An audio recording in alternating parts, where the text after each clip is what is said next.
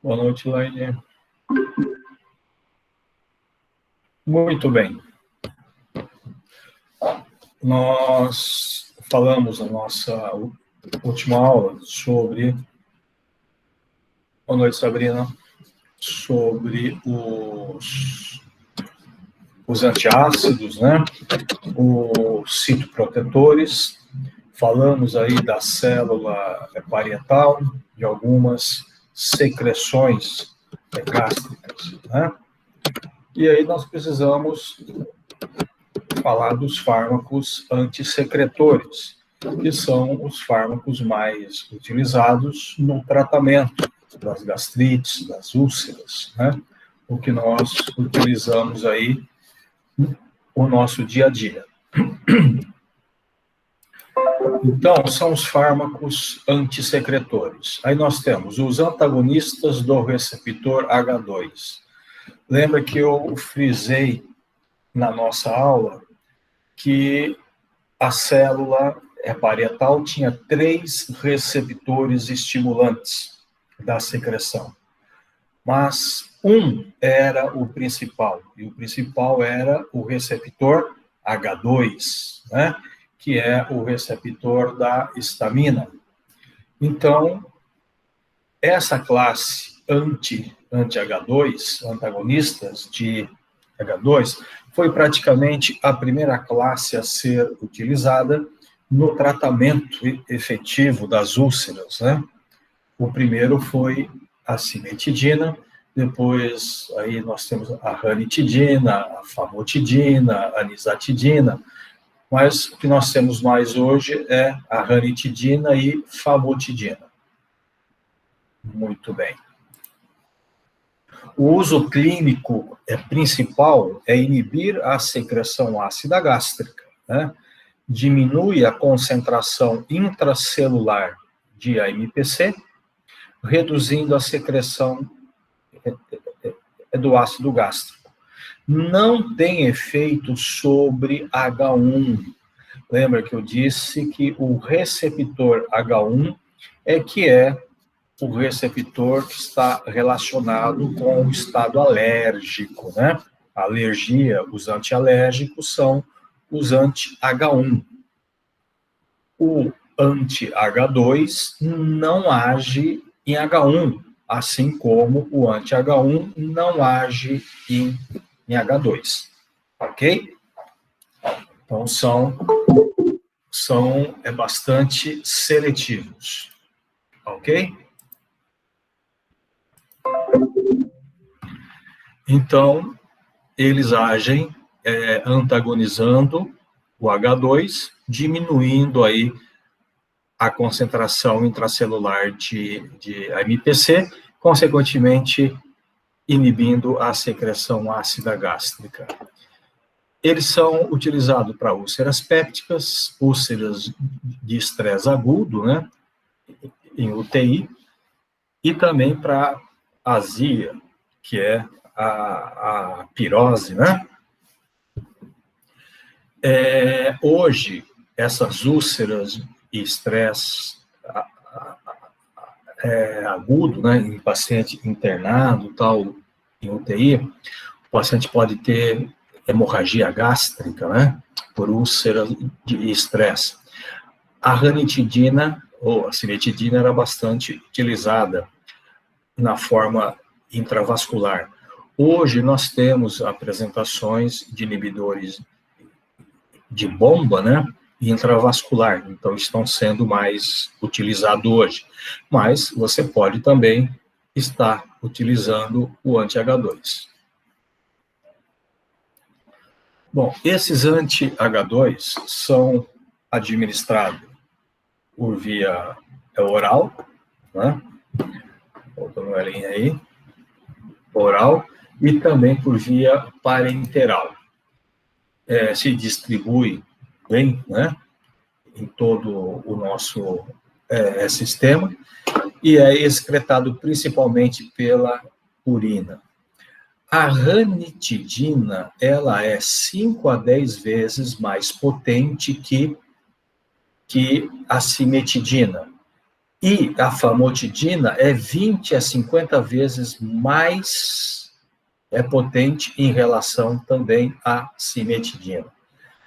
Então, veja, numa ordem de potência, eu tenho cimetidina, ranitidina e famotidina. A famotidina é a mais potente. Num caso de úlcera, tá? A dose é recomendada, a dose é curativa, é recomendada, de cimetidina é 800 gramas dia. A ranitidina é 300 gramas dia. E famotidina é 40 miligramas dia. Então, aí você vê a diferença de potência entre elas.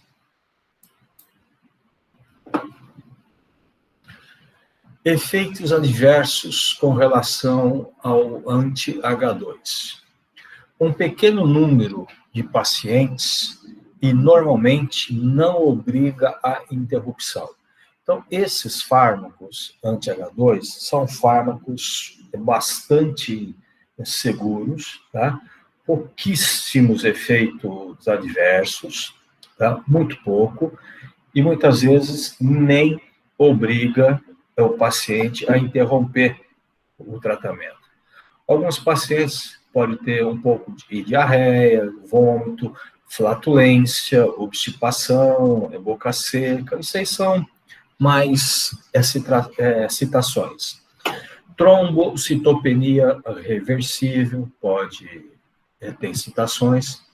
Nefropatas e hepatopatas pode provocar agitação, confusão mental, ansiedade, tics faciais e alucinação. Tá? Mas isso só em pacientes nefropatas ou hepatopatas.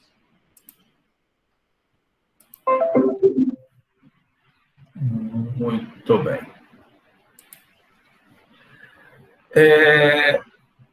Alguns efeitos adversos em relação ao sistema endócrino. Gente, isso daqui a gente observa com a cimetidina, tá? Cimetidina. Com os outros, praticamente você não percebe isso, tá? Somente a cimetidina, tá? Que ela tem uma ação antiandrogênica. A estrutura química dela é muito semelhante aos receptores androgênicos.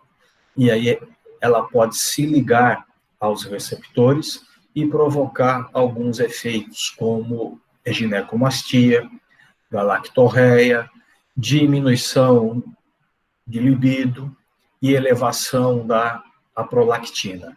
Então, esses efeitos são percebidos com a cimetidina, ok? Mas, como eu disse, a cimetidina hoje, ela é muito pouco utilizada, tá? Praticamente a gente não usa mais ela. A preferência hoje é pela ranitidina ou famotidina. Quando se bloqueia o receptor H2, você tem uma inibição, né, da bomba, você tem a inibição da secreção gástrica, né, ácida gástrica.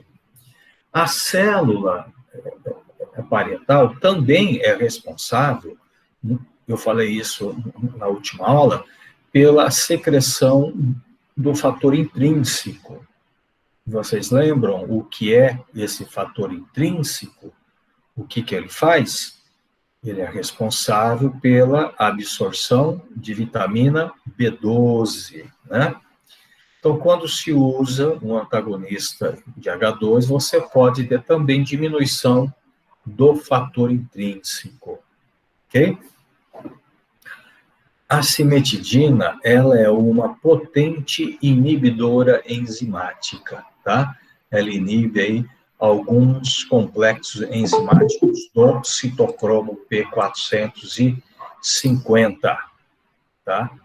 Então, ela é inibidora enzimática.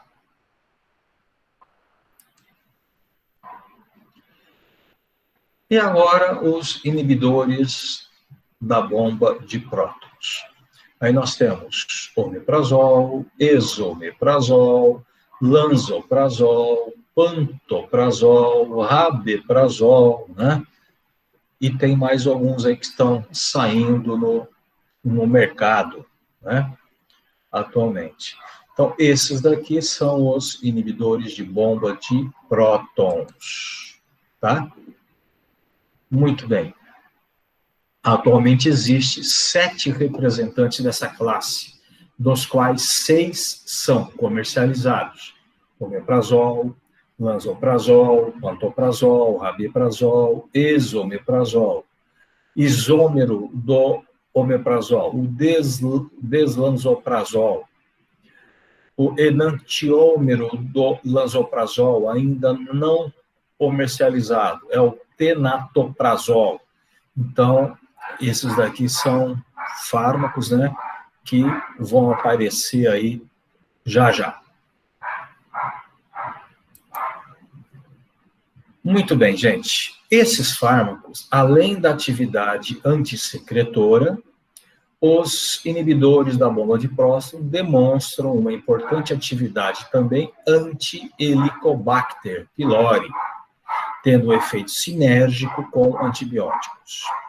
O mecanismo para o efeito sinérgico não é totalmente claro, mas pode ser devido à inibição de uma enzima que a gente vai falar já já.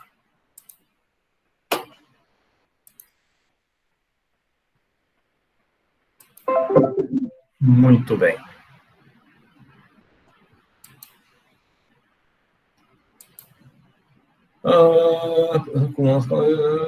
Bom, gente, aqui é o seguinte, eu vou explicar algumas coisas para vocês, falando com vocês que eu acho que vai ser muito mais fácil da gente entender. É o seguinte, esses fármacos inibidores de bomba e prótons, eles, na realidade, eles são profármacos. Se são profármacos, eles estão sendo administrados na sua forma inativa. E eles precisam ser ativados. Muito bem. Quem é que vai ativar esses fármacos? Quem vai ativar esses fármacos é o ácido. Mas, gente, não é o ácido que está no estômago, não. É o ácido lá dos canalículos da célula parietal. Então, veja uma coisa. Eu preciso administrar esse fármaco, ele precisa ser absorvido, distribuído e chegar na célula parietal. E lá ele vai ser ativado pelo ácido que está sendo produzido, e ativando ele vai se ligar à bomba de prótons e vai bloquear a bomba. E não tem mais a produção de ácido. Muito bem. Preste atenção. Só que ele, ao administrar, ele vai passar pelo estômago, certo? E ele não pode ser ativado no estômago. Porque se ele entrar em contato com o ácido do estômago e ser ativado, ele não consegue mais ser absorvido. E sem ser absorvido, ele não chega até a célula parietal. Ok? Então, veja que nós temos um problema para ser resolvido. O fármaco, ele precisa ser ativado por ácido. Só que ele não pode ser ativado com ácido do estômago. Porque se for ativado no estômago, ele não será absorvido. Então, ele precisa ser absorvido e ser ativado somente na célula parietal, que ele vai chegar lá através do sangue. Até aí, entendido? Bom, como é que eu faço para esse fármaco ser administrado, passar pelo estômago, não entrar em contato com ácido, depois vai para o intestino e lá ele é absorvido? Como é que eu faço isso?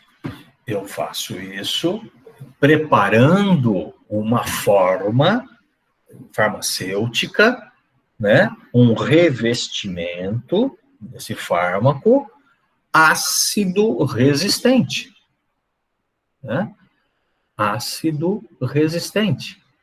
Eu vou administrar esse profármaco protegido por uma membrana que não solubiliza em meio ácido. Só será solubilizado em meio alcalino, que é a hora que ele chega no duodeno. Ok? Bom, essa forma farmacêutica, ácido resistente, não pode entrar em contato com o bicarbonato, senão solubiliza, né? E aí libera o fármaco. Então, eu preciso administrar esse fármaco uma hora que eu tenha certeza que o pH gástrico esteja ácido, para que ele passe pelo estômago sem solubilizar o revestimento. E qual é a hora que eu tenho certeza que o pH está ácido? Quando a gente come. Quando você come, o pH aumenta. A liberação também de bicarbonato.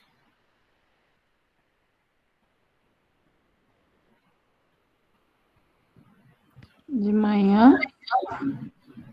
De manhã. Quando? De manhã. Logo que a gente acorda?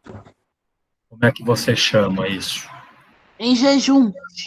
Em jejum. Muito bem. Então, a melhor hora para se usar esses fármacos inibidores de bomba é jejum. No jejum. Então, de manhã, em jejum. Por quê? Porque eu tenho certeza que o pH vai estar ácido. Tá? Aí eu tomo ele. Só que não adianta nada você tomar e comer logo, né? Você tem que tomar e esperar aí uma meia hora tal, para depois você se alimentar. Ok? Então, a melhor hora é o jejum. Fora do jejum, você nunca vai ter certeza se o seu pH vai estar ácido ou não. A não ser que você fique aí a tarde inteira, né? 6 horas sem comer nada, tal.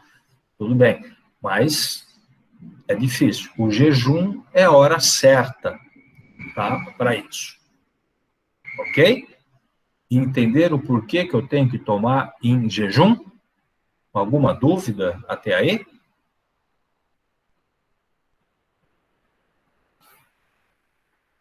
Tudo bem, gente? Vou entender como sim. Muito bem. Então, eu tomei esse fármaco em jejum. Ok. Aí, ele vai passar pelo estômago, vai entrar no duodeno, lá encontra com o bicarbonato, que vem lá do pâncreas, né? O pH é alcalino, a nível de duodeno.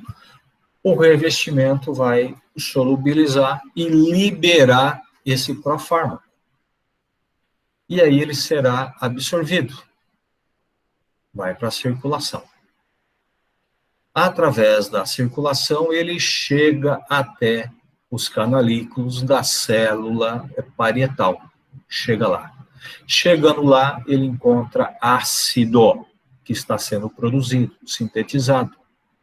Aí ele se ativa e gruda lá na célula parietal, né?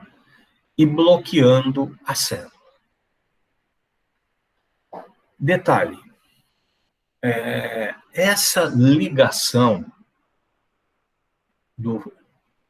desse fármaco à célula é uma ligação irreversível. Bloqueia a célula de forma irreversível. Aquela bomba não vai produzir mais mais ácido, tá? Então, essa célula parietal, aquela bomba que ela tinha, acabou, morreu. Ah, então eu não vou ter mais ácido? Então, a célula parietal, ela é nucleada, ok? Quando se bloqueia a bomba de forma irreversível, o núcleo celular começa a replicar uma nova bomba, porque aquela foi. Então, o núcleo vai replicar uma nova célula. Desculpa, uma nova bomba. Só que, gente, para replicar uma bomba nova, a célula ela vai gastar em tempo aproximadamente, no mínimo, 18 horas para replicar uma nova bomba. A média é de 18 a 36 horas para você ter uma nova bomba funcionando a nível de célula parietal. Ok? Então, veja, esses fármacos, eles têm uma meia-vida curta. A meia-vida deles é de 2 horas, 2 horas e meia. Mas o efeito dele é irreversível sobre aquela bomba. Então, o efeito dura por mais de 18 horas. Ok? Aí, gente, nós vemos muitos médicos, gastro, né? E outros médicos que não são gastros, principalmente, prescrevendo aí omeprazol, pantoprazol, né? 2 vezes ao dia. 2 vezes ao dia. Bom, esse médico que está prescrevendo não conhece adequadamente farmacologia, né? Porque como é que você vai tomar um fármaco de 12 em 12 horas, sendo que o efeito dele dura 18, né? E a meia-vida dele é curta, a grande maioria deles. A meia-vida é de 2 horas e meia, 3 horas. Então, veja bem, eu tomei de manhã, bloqueou as bombas. Tá? Vamos supor, eu tomei às 7 da manhã. 7 da noite, 12 horas. Não é? Mais 6, 7, 8, 9, 10, 11, 12. Lá para 1 hora da manhã, 2 horas, é que eu começo a ter novas bombas. Certo? Novas bombas. Muito bem. Você tomou um às 7 da manhã, você vai tomar outro 7, 8 horas da noite. 7, vamos supor que você tomou 8 horas. 8, 9, 10, 11, 12, 5 horas depois, o fármaco que você tomou às 8, praticamente a metade já perdeu, já foi embora. Por quê? A minha vida é de 2h30, 3 horas. E só depois que começa a ter outras bombas para ele se ligar. Então, gente, não justifica o uso desses fármacos 2 vezes ao dia. Não justifica. Certo? Tem médicos que falam, mas o meu paciente, de madrugada, ele tem dor. Se ele tomou omeprazol de manhãzinha, né? Durante a madrugada, ele pode ter dor. Até pode. Porque as bombas já estão trabalhando. Você pode ter já um certo número de bombas já replicadas, né? Mas aí é melhor, então, você, para esse paciente que reclama de dor à noite, você dá à noite para ele um anti-H2, a ranitidina, né?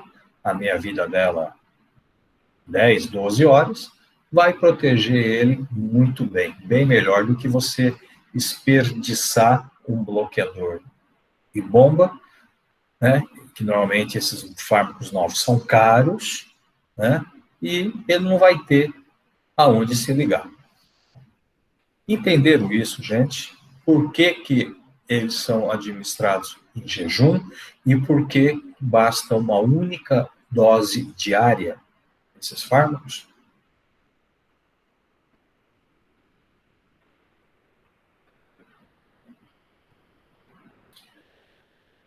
Ou vocês estão muito inteligentes hoje, ou vocês só entraram e fugiram todo mundo e ninguém está aí. Eu estou falando aqui sozinho.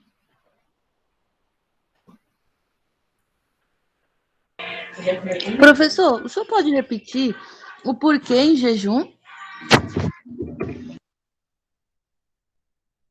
O seguinte, por que em jejum? Assim espero que esteja o mesmo. É o seguinte, como eu disse, esses fármacos, na realidade, não são fármacos, são pró-fármacos. Eles precisam ser ativados. Quem vai fazer a ativação deles é o ácido, mas não o ácido do estômago. É o ácido da célula parietal. Ok? Por quê? Porque se ele for ativado pelo ácido do estômago, ele, quando ativado, ele não consegue mais ser absorvido. Então, aí ele não chega até a célula, até a bomba. Ok? Então, para que ele passe pelo estômago sem ser ativado, eu tenho que administrá-lo em uma forma farmacêutica, que é um revestimento, que não solubiliza em ácido. A gente chama de ácido resistente. Certo? Então, para que eu tenha certeza que esse revestimento não vai solubilizar, eu tenho que administrar ele numa hora que eu tenho certeza que o pH vai estar ácido. E a única hora que eu tenho certeza que o pH está ácido é em jejum. Por isso que eu tenho que administrá-lo em jejum. Ficou claro? Sim. Muito bem. Tá? Então, eu administro em jejum, porque para não ter a solubilização do revestimento. E eu administro uma única vez ao dia, porque a inibição da bomba é irreversível.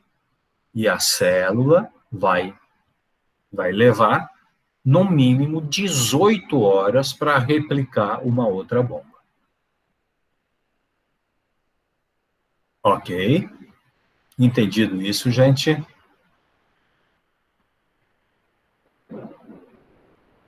Beleza. Gente, o anti-H2, a cimetidina, a ranitidina, né?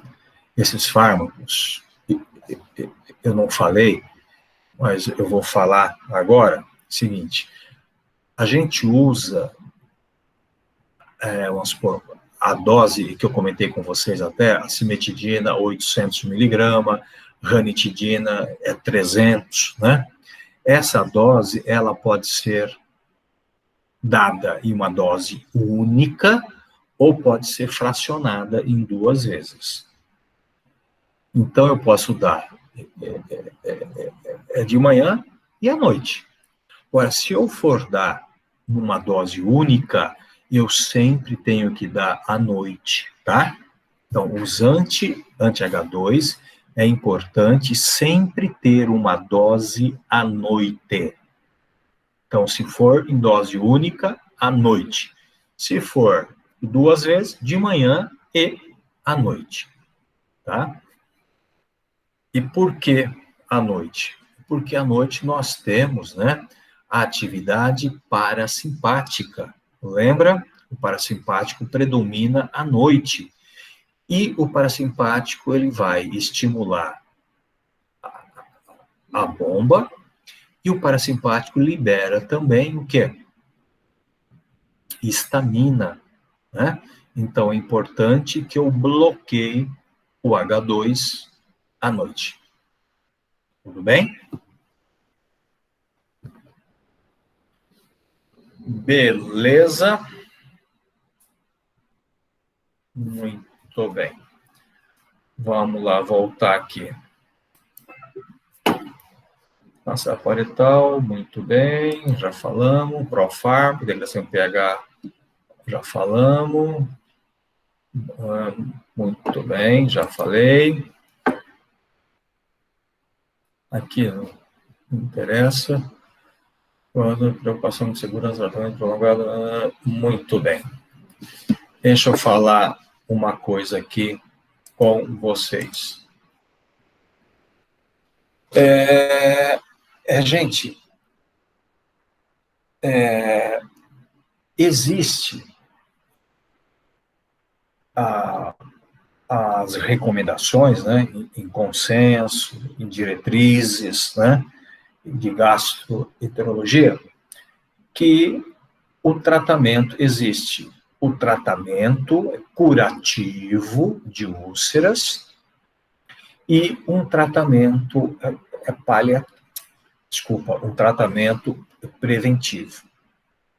Por que os dois? É o seguinte,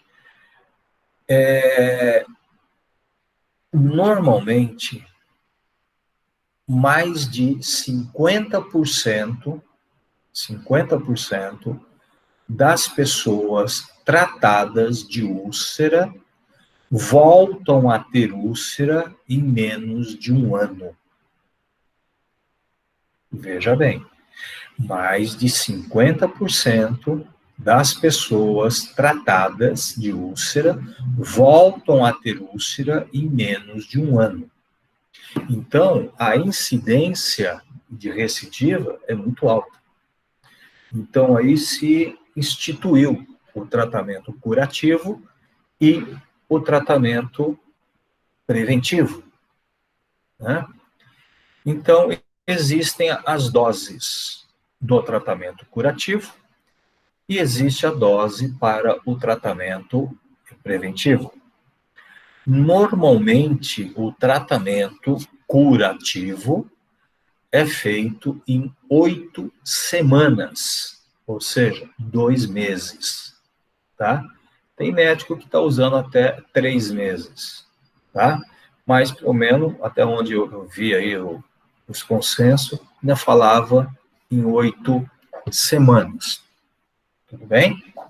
Então, eu vou, vamos supor, prescrever omeprazol, 40 miligramas por dia, por 8 semanas.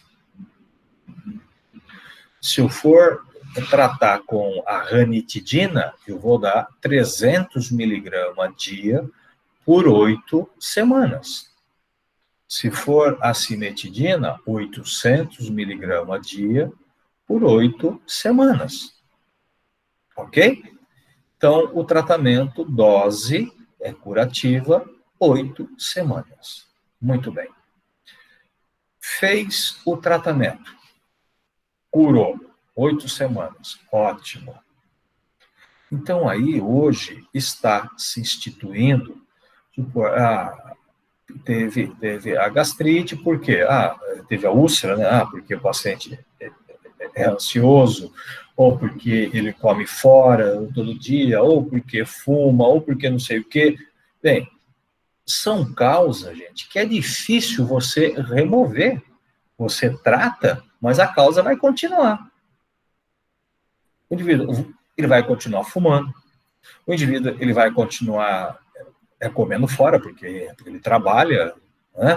O indivíduo, ele vai continuar ansioso ou nervoso, né? Por quê? Porque ele continua sem dinheiro, ou porque ele trabalha muito, enfim.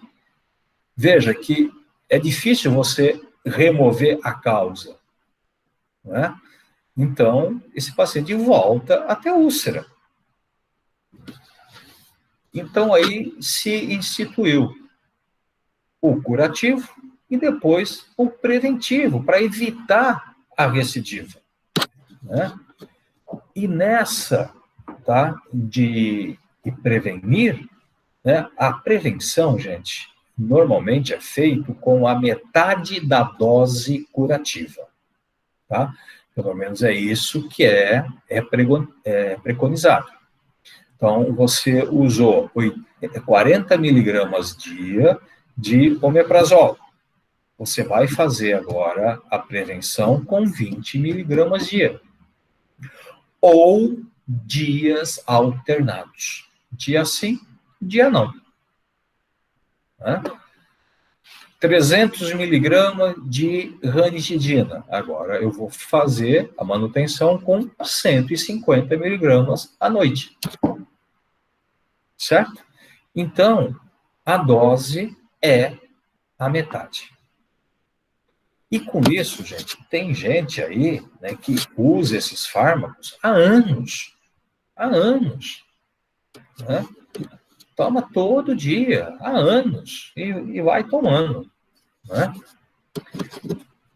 Então, tem alguns trabalhos que apontam aí, né, algumas incidências, né, de algumas coisas que estão sendo atribuídas ao uso indiscriminado desses fármacos, principalmente os inibidores de bomba de prótons. Uma delas, veja bem, não existe comprovação científica em humanos. Não existe. Se falar isso para o seu médico, falar, não existe nada que comprova. Realmente não existe. Mas em animais de laboratório existe. O quê?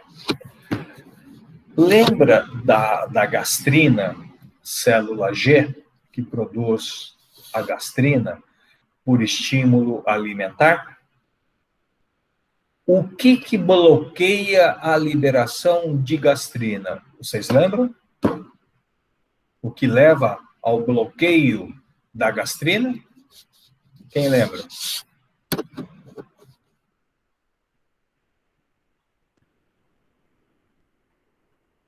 Semana que vem é prova surpresa, tá? Para vocês irem estudando. É sério? Sério. Prova surpresa, já estou avisando hoje.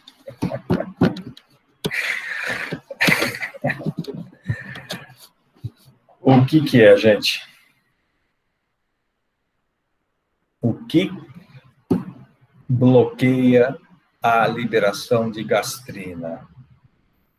já que ninguém fala, falo eu, né? A única coisa que bloqueia a liberação, não é aumento da glicemia, não. Estás a confundir alhos com bugalhos. Não é a PGE. O que bloqueia, a Júlia falou agora, pH. A única coisa que bloqueia a secreção de gastrina é o pH 3. pH, quando vai abaixando, chegou a 3, bloqueia a secreção de gastrina. Ótimo. Quando você está fazendo uso crônico de inibidor de bomba, será que o seu pH gástrico vai chegar alguma hora a 3? Não vai. Nunca vai chegar. O seu pH, no máximo, vai chegar a 4,5, 5, tá? Então, você começa a ter uma hipersecreção de gastrina, tá? E com essa hipersecreção, essas células G, elas começam a hipertrofiar, certo? Em animais, em camundongo, em ratos, né? A gente observa, a partir do 6º mês de uso crônico, começa a aparecer tumores gástricos de célula G. Tumores. E esses tumores acabam sendo malignos, tá? Então, veja que, se você falar que isso acontece em seres humanos, não existe nenhuma comprovação. Mas em animais tem a comprovação. Ok? Então, uma coisa que pode acontecer é hiperplasia aí, né, dessa célula G. Ok? Isso é uma coisa. Muito bem. Agora, vocês devem ter visto em fisiologia que as vias aéreas, né? Nós temos as vias aéreas e o epitélio de revestimento das vias aéreas é o epitélio pseudoestratificado ciliado, né? O professor de histologia deve ter falado isso com vocês, né? Aquele cara é bom, hein? Ele falou, tenho certeza. Pseudoestratificado ciliado.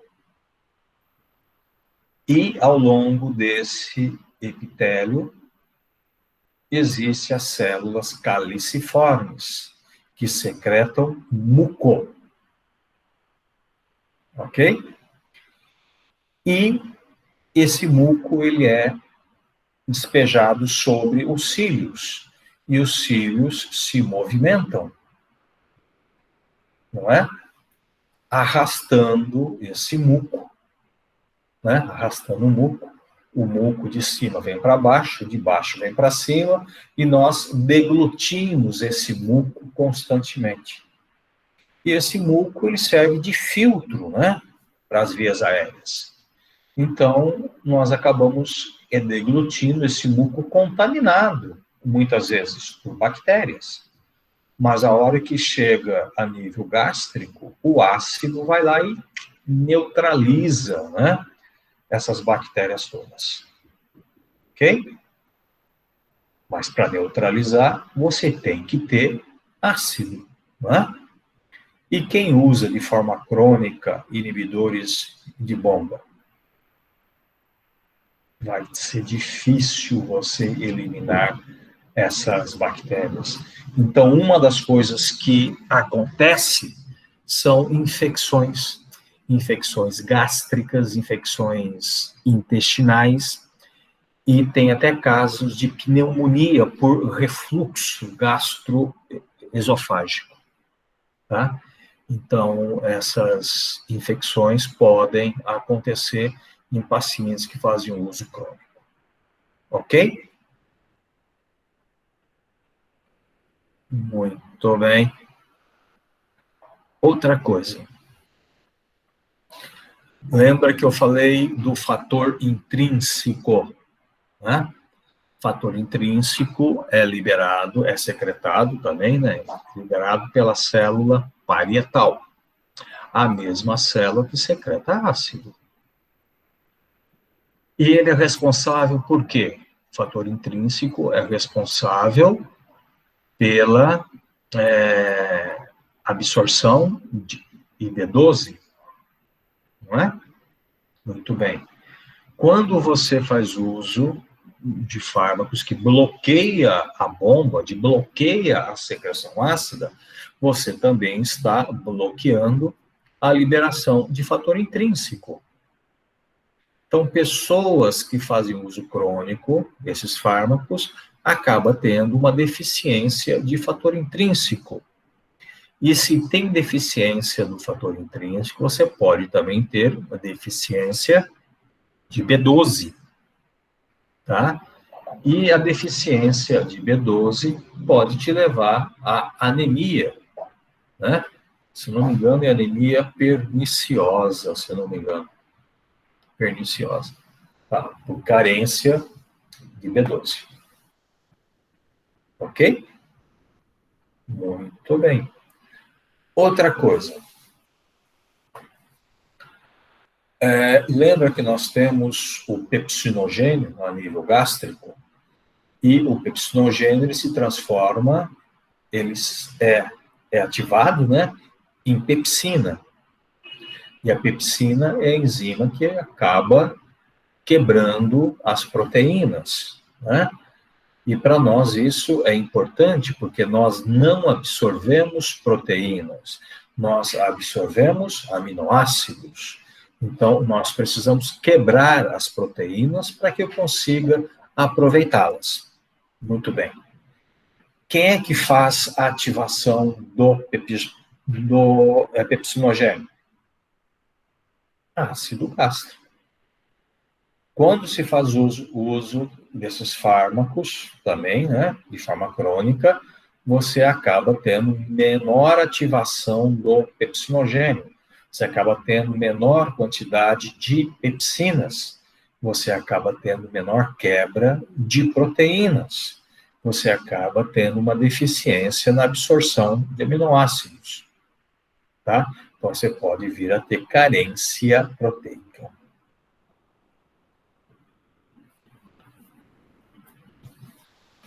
Ok? Tudo bem, gente?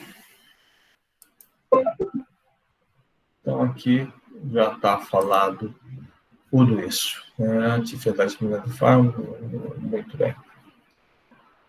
Sem falar que eles podem também comprometer, né, a absorção de fármacos que precisa de ácido, né, para ser absorvido. Muito bem. Outros fármacos. Gente, misoprostol. Alguém conhece? Misoprostol? Alguém sabe quem é o misoprostol? Não conhece? Não? Tá. E se eu falar Cytotec? Vocês conhecem?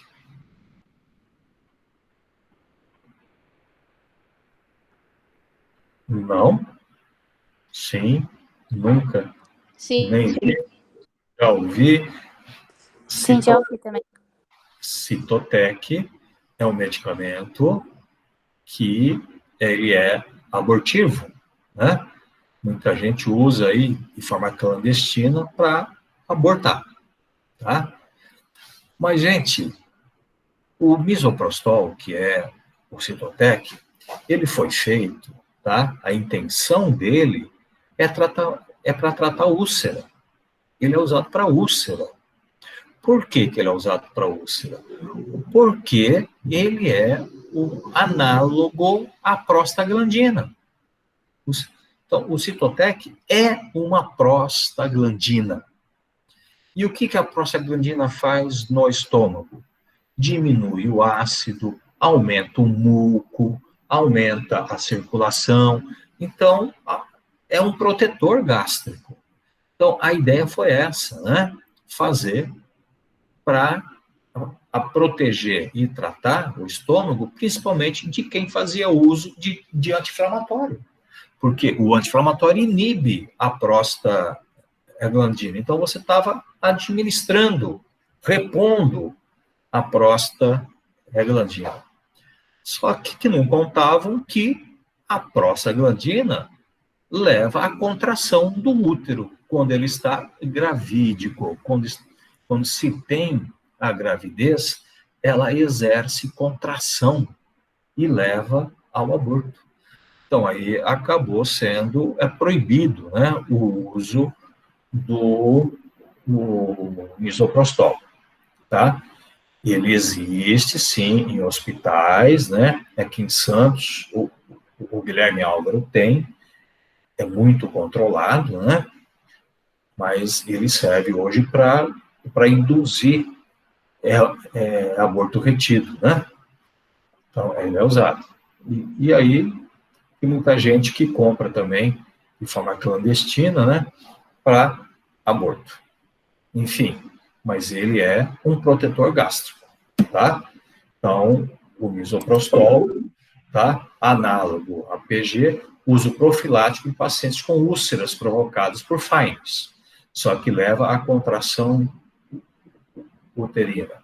Um outro fármaco, eu comentei já com vocês, a diciclomina, é um anti-hemuscarínico, mas não deu o resultado satisfatório para a úlcera e muitos efeitos adversos, retenção urinária, arritmia, então não se usa mais. Ok? Muito bem. Até aqui. Tudo bem? Beleza?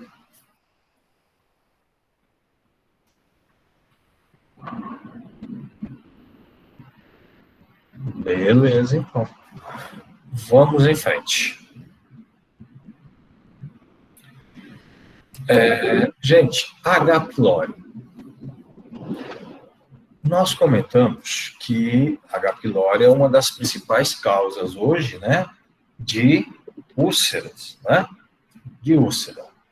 E a H. pylori, gente, ela se aloja no muco protetor, né, e ela se alimenta desse muco protetor. E aí ela vai corroendo aquele muco e criando caminhos para que o ácido entre e chegue até a célula da mucosa, provocando lesão. E, além disso, também parece que ela produz algumas outras substâncias que acabam também sendo lesivas à célula.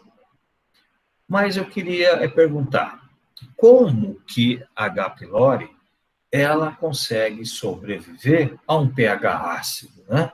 O estômago é ácido. Como que ela sobrevive? Então, é o seguinte, a H. pylori, ela tem uma enzima chamada urease. Essa enzima, a urease, ela converte ureia em amônia. Ela pega a ureia e converte em amônia. Essa amônia, ela é tamponada com o hidrogênio e acaba formando o hidróxido de amônio. Se é hidróxido, é o que mesmo, gente?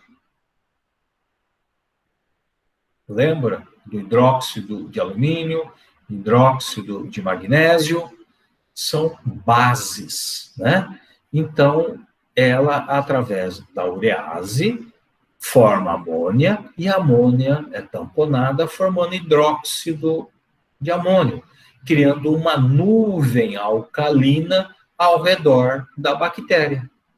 Então, é essa nuvem alcalina de hidróxido de amônio que protege a bactéria, né, do pH ácido, tá? e outros fatores também de virulência, né, da H. pylori que causam lesão do hospedeiro. Muito bem. A urease, gente, trata-se de um antígeno que desencadeia uma poderosa resposta imune, tá? A urease. Daqui a pouquinho a gente vai falar mais dessa urease. Bom, aqui tem, gente, outros fatores, tá, de virulência, mas isso aqui não interessa para nós, tá bom? Não se preocupem com isso, tá? Não se preocupem. Gente, só um detalhe que eu queria falar com vocês. Quem tem H. pylori acaba também tendo uma secreção de ácido aumentada. Por que H. pylori aumenta a secreção de ácido? Vocês lembram? A gente acabou de falar, agora mesmo, que a gastrina, não é? É uma substância que estimula a produção de ácido. E quem controla a secreção de gastrina é o pH. Então, pH 3 inibe a secreção. Muito bem. Só que quando você tem uma colônia de H. pylori, você imagina só, um monte de H. pylori em cima dessa célula G. Tem muito ácido lá, mas essa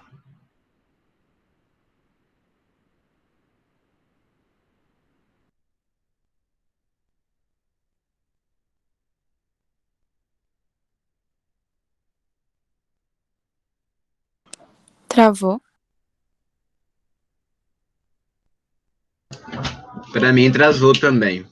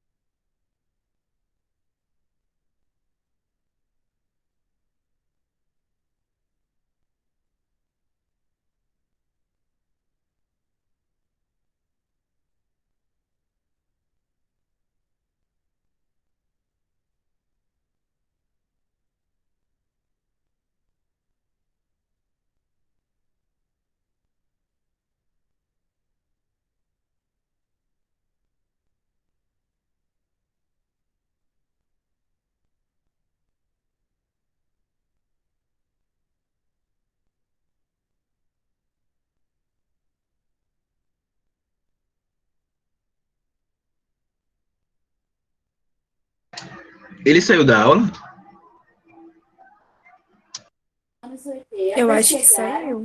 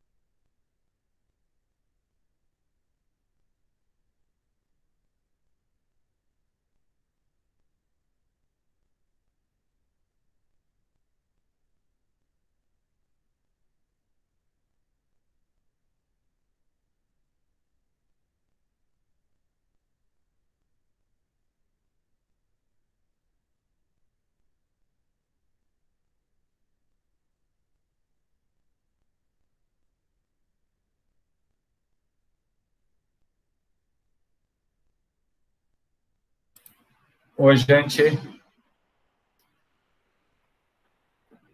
Perdi a conexão com você.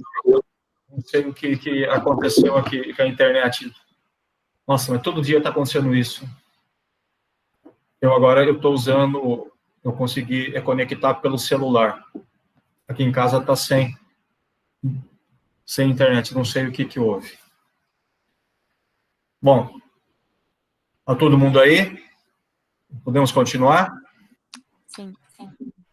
Sim, professor. Então, vamos lá, gente. Eu estava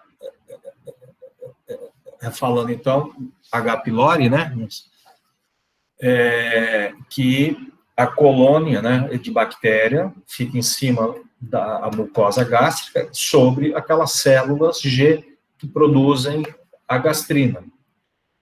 E por elas produzirem aquele hidróxido de amônio, então fica a substância alcalina sobre a célula G, não deixando a célula G enxergar o pH ácido. Então, elas começam a produzir também muita gastrina, né? E começa a ter muito estímulo para a secreção de ácido, tá? E também uma das razões que dizem que H. pylori também pode levar à hipertrofia de célula G, aparecer também tumores gástricos, né? Pela H. pylori, tá? Então, é isso aqui que eu estava falando, né? Secreção de ácido aumentado em pacientes com úlceras pépticas, tá? O próprio hidróxido de amônio, né, que produz aquele ambiente alcalino na proximidade da célula G, aumentando a gastrina. Foi o que eu acabei de explicar para vocês. Muito bem. Então, gente, a H. pylori, hoje, né, quando se tem uma úlcera e tal, o médico pede a endoscopia, e normalmente ele já pede, né, para fazer a biópsia, né, já que vai fazer a endoscopia, faz já a biópsia para pesquisa de H. pylori. E aí, tendo H. pylori, você precisa erradicar, você precisa combater H. pylori, senão não adianta nada você tratar a úlcera sem tratar H. pylori, tá? E aí existe, né, os tratamentos estipulados aí padronizado, né, para H. pylori. O mais utilizado é o triplo baseado inibidor de bomba de prótons. Esse é o que a gente mais usa. Mas também tem o triplo baseado em bismuto. Lembra que eu falei para vocês? O bismuto coloidal, que é um citoprotetor gástrico, né? Ele é tóxico para H. pylori. Então, nesse tratamento entra o metronidazol, que pode ser substituído pelo tinidazol ou o sequinidazol, mais a tetraciclina ou a amoxicilina e mais o bismuto. Mas o que está acontecendo muito, temos dados que H. pylori está resistente ao metronidazol. Então, hoje se usa, tá, esse daqui.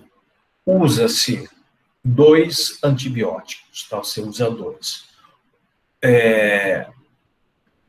O mais utilizado é a claritromicina, que pode ser substituída pela eritromicina. O metronidazol, como eu disse, tem casos de resistência, então a gente não está usando. Então, você usa a claritromicina e usa a amoxicilina. E aí, 2 antibióticos mais um inibidor de bomba, que pode ser o omeprazol, o fabeprazol, o nasoprazol, o pantoprazol, o isomeprazol, tal. A gente tem usado muito o pantoprazol. Então, você usa 2 antibióticos e mais o inibidor de bomba. E por que usar o inibidor de bomba? Porque, gente, além dele inibir o excesso de, inibir a secreção ácida, né? Há trabalhos também que apontam que o inibidor de bomba, ele também inibe a urease da H. pylori. Inibe a enzima urease, inibindo, então, né, a produção de amônia. E aí você está inibindo, então, a proteção da bactéria, que é o hidróxido de amônio, tá? Então, é por isso que se usa, né, o inibidor de bomba. Então, o que nós usamos hoje? A claritromicina, a amoxicilina, mais um inibidor de bomba de prótons, tá? É esse o tratamento que se usa. E existe alguns médicos que usam isso por 14 dias, ou outros por 21 dias, né? Mas é esse o tratamento que é preconizado. Ok? Beleza? Dúvidas? Até aqui?